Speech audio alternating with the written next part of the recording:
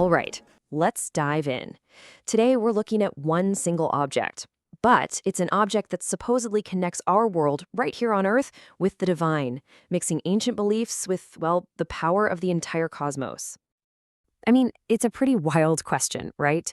Can a simple string of crystals really channel the power of a goddess and a planet? The idea that something you can just hold in your hand could, I don't know, plug you into cosmic forces? But what if there's a tradition, one that's thousands of years old, that says, yep, it absolutely can? Well, that's the claim we're digging into today. And the answer, at least according to the Vedic tradition, we're talking one of the oldest spiritual systems on the planet, is a big yes. And it all comes down to an object called the Sphatika Mala.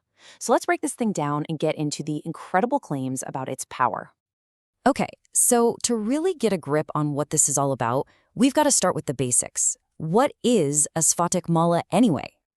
So at its heart, it's basically a sacred rosary, or prayer beads, made from clear quartz crystal. That's what Sphatik means. But the real key here is its purpose. It's meant to be a conduit, a channel for divine and planetary energies. Think of it less like jewelry and more like a spiritual antenna, designed to tune you in to some very specific cosmic frequencies. And you see that number 108? That's not random at all. It's a hugely sacred number in a ton of Eastern philosophies. For instance, some traditions believe it represents the 108 energy lines that all come together to form the heart chakra. So yeah, every little detail of its design is completely intentional. All right, so now we know what it is. Let's get into the first major power it's supposed to channel, the divine energy of the goddess Lakshmi. And the symbolism here is, it's really beautiful. The sources explain that the crystal's clarity, how it looks like pure water, that's not just a physical thing. It's seen as a direct reflection of Lakshmi's own pure, perfect, and radiant energy. It's like a physical piece of her divine grace you can hold.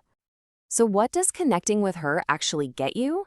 Well, according to the tradition, when you invoke Lakshmi using the mala, you're tapping into everything she governs. And we're talking about the big ones: wealth, prosperity, abundance, beauty, fortune. These are the specific energies this crystal is believed to pull in and turn up the volume on. And here's the thing, it's not a passive process. You don't just wear it and hope for the best. It's an interactive tool. The idea is to chant this specific mantra for Lakshmi while you're using the mala, and that is what's believed to seriously amplify her presence and her blessings in your life. But wait, there's more. The connection isn't just spiritual or divine. The Sphatika Mala also has this incredibly powerful cosmic link, especially in Vedic astrology, which you might know as Jyotish. And this is where the planet Venus enters the picture. Okay, so in Vedic astrology, Venus, or Shukra, is a big deal. It rules over Taurus and Libra, and it has a direct say in things like love, marriage, and even wealth. Now, here's the crucial part. If Venus is kind of weak or in a tough spot in your birth chart, the Sphatika Mala is often recommended as a way to fix that, to strengthen its good vibes. And this points to something really practical about all this. See, the number one gemstone for boosting Venus is a diamond, which, yeah, is crazy expensive. The Sphatika Mala is seen as a powerful and way more affordable substitute that can channel that exact same positive, harmonious energy. Okay, so we've got the goddess of wealth and the planet of love, both tied to this one crystal. But how does that actually work? How do these huge cosmic energies translate into real, tangible benefits for us, in our everyday lives? That's really the million-dollar question, isn't it? It seems the powers of Lakshmi and Venus aren't separate. They're seen as working together through the crystal. Let's look at the three big areas of life where their combined power is supposed to show up. First up, love and relationships. The tradition has a very specific recipe for couples who might be struggling. The idea is to use the mala on a Friday, that's Venus's day, and chant specific mantras. The goal here is to give a boost to the astrological 7th house, which is all about marriage, to help bring back intimacy and smooth out any conflicts.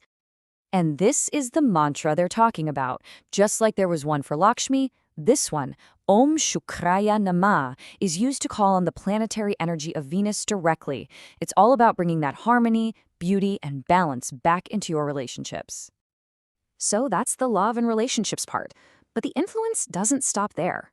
It's also said to cover two other huge parts of life, our wealth and our health. When it comes to wealth, it's about mashing up the financial power of both Lakshmi and Venus to attract prosperity and spark creativity. And on the health side of things, the crystal itself is believed to have this natural cooling effect that can physically calm your nerves and ease anxiety. It's even thought to help with health issues that are linked back to a weak Venus in your chart. All right, we've covered the what, the who, and the why. So let's wrap this up with the most practical question of all. How do you actually use this thing to harness all that power? Well, the tradition lays out 3 really essential steps. First, you have to energize it to kind of wake it up and activate its power. Second, you need to purify it regularly. People use things like salt water or moonlight to keep its energy clean. And third, remember, you have to actively use it by chanting. It's not just something you wear. And this brings us to maybe the most important piece of advice from the sources.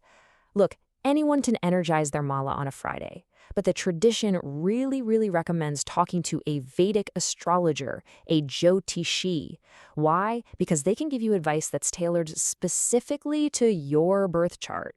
This isn't a one-size-fits-all kind of thing. It's meant to be a deeply personal spiritual tool. So, in the end, whether you look at this as a powerful spiritual tool, a fascinating cultural object, or just a beautiful string of quartz, the Sphatika Mala really makes you think, doesn't it? It leaves us with this huge, kind of mind-bending question. If a crystal can be a tool for cosmic alignment, what other unseen energies might be out there, shaping our world every single day?